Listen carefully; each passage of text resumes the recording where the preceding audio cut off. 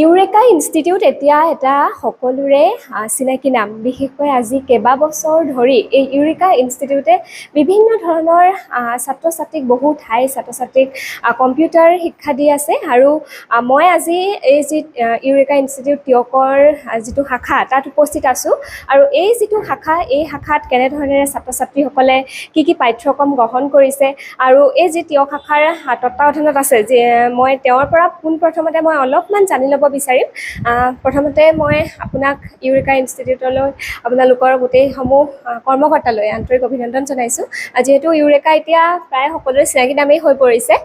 কেনেধৰণেৰে আচলতে এই ইউৰেকা ইনষ্টিটিউটটো আৰম্ভ হৈছিল আৰু বৰ্তমান ক'ত কেনেকৈ ধৰণেৰে শাখা আছে, টিয়কত এই শাখা কেতিয়াৰ পৰা আৰম্ভ হৈছিল, অকণমান আমি পোনপ্ৰথমতে আমি খবৰ 24x7-ৰ সঞ্চালিকা বাইদেউক আমি আন্তৰিক কৃতজ্ঞতা জ্ঞাপন কৰিছোঁ আমাৰ যি অনুষ্ঠানটোলৈ আপুনি অহাৰ বাবে।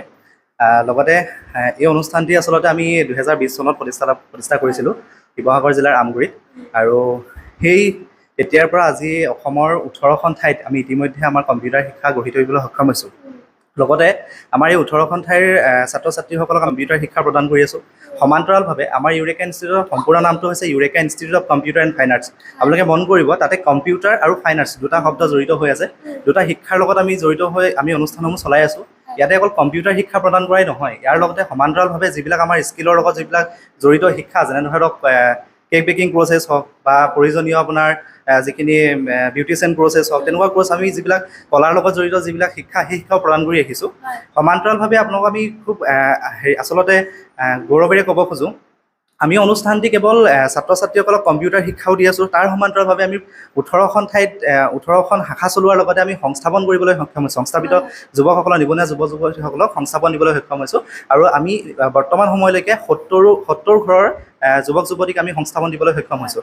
এই ক্ষেত্ৰত আচলতে আমি ইউৰেকা কেৱল মই বা আমাৰ ইয়াতে থকা ষ্টাফেই নহয়, ইয়াৰ লগত 70জন ব্যক্তি জড়িত হৈ আছে পৰোক্ষভাৱে প্ৰত্যক্ষভাৱে। আৰু আমি বহুতৰ নাম ল'ব লাগিব, নাম থাকি যাব, সেইবাবে আচলতে নাম ল'বলৈ বেয়া পাইছোঁ।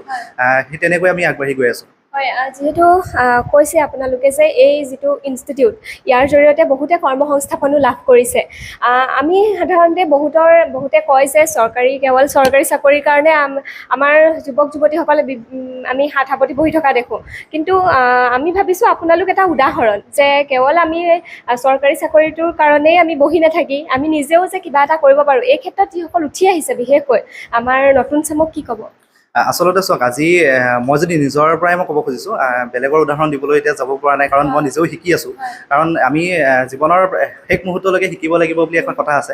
গতিকে আমি এই সময়খিনিত এটা কথাই ক'ব খোজোঁ যুৱ প্ৰজন্মক, আচলতে চাকৰি কৰিবলৈ হ'লে সৎপথত থাকি আমি পঢ়া শুনা কৰিব লাগিব। ভালদৰে যদি পঢ়া শুনা কৰি নিশ্চয় চাকৰি পাম, সেই কোনেও নুই কৰিব নোৱাৰে। কিন্তু যদি আমি গম পাইছোঁ, আমি নিজক বুজি উঠিছোঁ যে আমি 4-5 বাৰ সমান্তৰালভাৱে আমি এটা ইণ্টাৰভিউত বহিছোঁ, 5 বছৰ সময় নষ্ট কৰিছোঁ কেৱল মাত্ৰ চাকৰিটোৰ বাবে, প্ৰস্তুতি চলাই আছোঁ, কিন্তু আজিলৈকে চাকৰি পোৱা নাই। গতিকে 5 বছৰ সময় বহুত দীঘলীয়া সময়। গতিকে এই সময়খিনি ৰৈ নাথাকি আমি এনেকুৱা এটা পদক্ষেপ ল'ব পাৰোঁ, যাৰ জৰিয়তে সমাজৰো উপকাৰ হ'ব, লগতে আমাৰ নিজৰো উপকাৰ হয়। গতিকে আমি তেনেকৈ আচলতে ইউৰেকাৰ অনুষ্ঠানটি আমি গঢ় দিছিলোঁ। আজি কৈছোঁ আপোনাক অলপ আগত যে আমি 70 ঘৰৰ যুৱক যুৱতীক আমি সংস্থাপন কৰিছোঁ। লগতে আমি ফ্ৰেঞ্চাইজি প্ৰদান কৰোঁ, যাৰ জৰিয়তে আমাৰ মালিকী স্বত্ব পায়।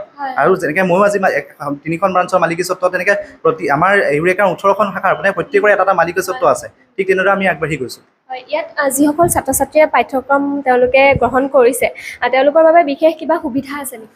ইয়াতে আমাৰ সুবিধা আচলতে আমি ক'বলৈ খুজিছোঁ, অলপ আগত আমি কৈছিলোঁ যে কেক বেকিং প্ৰচেছ দিওঁ বা তেনে বিউটিচিয়ান প্ৰচেছ দিওঁ। আজিকালি বিউটিচিয়ান কোৰ্চ বুলি ক'লে এটা বেছিক্স কোৰ্চ ল'বলৈ গ'লে আপোনাৰ যিকোনো অনুষ্ঠানলৈ যায় আপোনালোকে 10-12 হাজাৰ ওপৰতে কোৰ্চ হ'ব।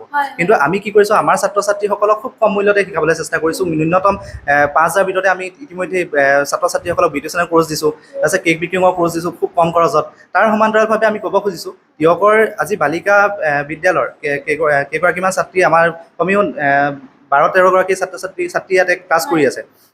সেই ছাত্ৰ ছাত্ৰীসকলে আচলতে ইয়াৰ পৰা কম্পিউটাৰ শিক্ষা গ্ৰহণ কৰি 3 বজাৰ পৰা 4 বজালৈকে ইয়াতে কম্পিউটাৰ শিক্ষা গ্ৰহণ কৰে। তাৰপৰা গৈ আকৌ টিউশ্যনৰ বাবে অসুবিধা হ'ব পাৰে, তেওঁলোকৰ আৰ্থিকভাৱেও তেওঁলোক দুৰ্বল যিহেতু।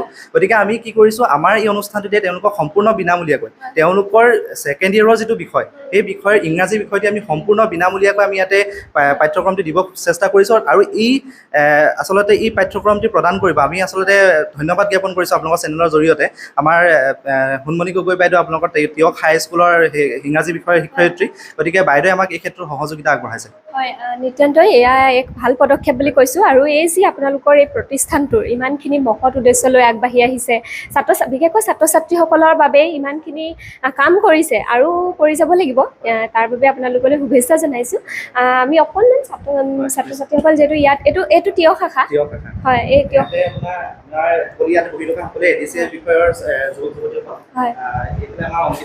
হয় অকণমান মই এগৰাকী ছাত্ৰীৰ অনুভৱ জানিবলৈ চেষ্টা কৰিম যে তুমি ইয়াতে পাঠ্যক্ৰম গ্ৰহণ কৰিছা তুমি এতিয়া কি পাঠ্যক্ৰম লৈছা নমস্কাৰ মোৰ নাম অংকিতা হাজৰিকা মই তিয়ক উচ্চতৰ মাধ্যমিক বালিকা বিদ্যালয়ত পঢ়িছোঁ মই এবাৰ উচ্চতৰ মাধ্যমিক দ্বিতীয় বাৰ্ষিকৰ ছাত্ৰী আৰু ইয়াত মই আহি নথৈ আনন্দিত হৈছোঁ কাৰণ ইয়াত ছাৰে আমাক কম্পিউটাৰ শিকাৰ লগতে টেলিকমিউনিকেশ্যনৰ উপৰিও আমি যিহেতু উচ্চতৰ মাধ্যমিক দ্বিতীয় বৰ্ষৰ ছাত্ৰী গতিকে আমাক ইংৰাজী বিষয়ত যিহেতু আমাৰ ইয়াৰ পৰা গৈ টিউশ্যন লোৱাত অসুবিধা হয় সেইবাবে আমাক ইংৰাজী বিষয়ত টিউশ্যন দিয়াত সুবিধা প্ৰদান কৰিছে তাৰ উপৰি আমি ইয়াত আহি নথৈ আনন্দিত হৈছোঁ ইয়াত বহুতো কথা শিকিব পাৰিছোঁ কম্পিউটাৰৰ উপৰি আমি বহুতো ছাত্ৰ ছাত্ৰীৰ মুখামুখি হৈছোঁ সকলোৰে লগত আমি কথা বতৰা পাতি নিজৰ ঘৰখনৰ দৰে ইয়াত পঢ়িবলৈ আহিছোঁ আৰু ভাল লাগিছে ইয়াত আহি বহুত কথা শিকিছোঁ হয় হয় ধন্যবাদ জনাইছোঁ আৰু আমি কেইগৰাকীমান ছাত্ৰীৰ মনৰ অনুভৱ জানিবলৈ তোমাৰ নামটো নমস্কাৰ মোৰ নাম শ্ৰী মৌকুমী গগৈ তুমি এতিয়া ক'ত পঢ়ি আছা মই তিয়ক উচ্চতৰ মাধ্যমিক বালিকা বিদ্যালয়ত পঢ়ি আছোঁ প্ৰথম বাৰ্ষিকৰ ইয়াত কেতিয়াৰ পৰা ক্লাছ কৰিবলৈ আহিছা মই প্ৰায় এমাহ হৈছে কেনেকুৱা লাগিছে ক্লাছ কৰি ভাল লাগিছে ধন্যবাদ জনাইছোঁ আৰু এগৰাকী ছাত্ৰী আছে যিহেতু তেওঁলোকে কম্পিউটাৰ শিক্ষাৰ লগতে জড়িত হৈ আছে আৰু আমি দেখিছোঁ যে প্ৰেক্টিকেলৰ কিছুমান কাম কৰি আছে তোমাৰ নামটো নমস্কাৰ মোৰ নাম শ্ৰীমতী ৰিমচি বাৰুৱতী তুমি ইয়াত কেতিয়াৰ পৰা জড়িত হৈ আছা ইয়াত মোৰ এতিয়া জইন কৰা 3 মাহ হ'ল 3 মাহত মই ইউৰেকা ইনষ্টিটিউটখন শিক্ষাটো খুবেই ভাল পাইছোঁ ইয়াত খুব ভালকৈ কম্পিউটাৰ শিকায় ছাৰ আমাৰ লগত কম্পিউটাৰটো আমাৰ খুবেই জৰুৰী কম্পিউটাৰ নহ'লে ক'তো একোৱেই নহয় ইয়াত কেনেকুৱা ধৰণৰ মানে তোমালোকে কম্পিউটাৰৰ শিক্ষা ল'বলৈ পাইছা ইয়াত সকলোৱে পাইছোঁ এতিয়া মই ADC কৰ্চ কৰি আছোঁ ছাৰহঁতে খুব ভালকৈ শিকায় ভাল লাগিছে আৰু লগতে টিউশ্যনৰ ব্যৱস্থা কৰি দিছে বিনামূলীয়াকৈ ইংৰাজী টিউশ্যনৰ হয় তুমি যিহেতু আমি গম পাইছোঁ যে তুমি খুব ধুনীয়া মিমিক্ৰি কৰা অকণমান কৈ দিবা নি মই বৰষাৰাণী মিমিক্ৰি কৰোঁ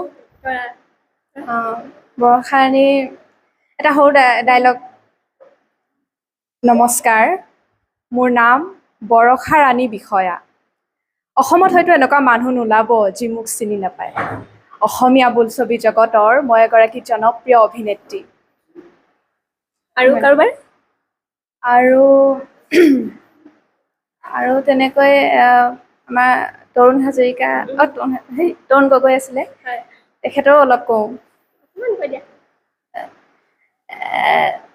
এতিয়া মিছা ক'লে কিডাল হ'ব মানে আজিকালি মই কৈছোঁ আজিকালি ল'ৰা ছোৱালীয়েতো আপোনালোকৰ মাক বাপেকৰ কথাই নুশুনে আগৰ আমাৰ দিনৰ যি ল'ৰা ছোৱালী ব বুলি ক'লে বহে উঠ বুলি ক'লে উঠে